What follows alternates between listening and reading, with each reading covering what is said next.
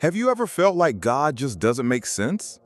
I used to think when God sent the prophet Elijah to the widow in Zarephath, it was to help him.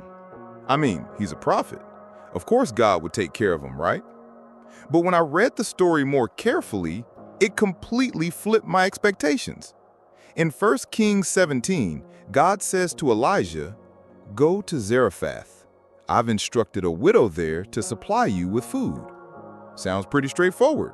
A kind widow, maybe she's wealthy, maybe she's got plenty of food. But when Elijah arrives, the widow tells him, "I only have a handful of flour and a little oil. I'm gathering a few sticks so I can make one last meal for me and my son.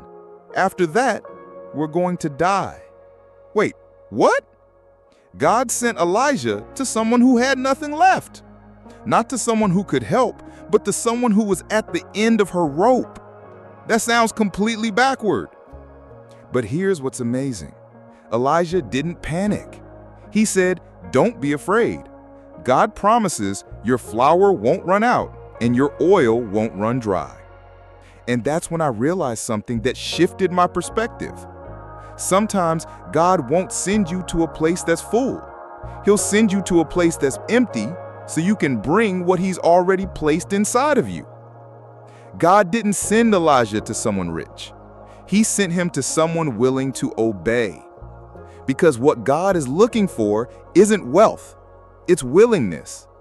Not abundance, but obedience.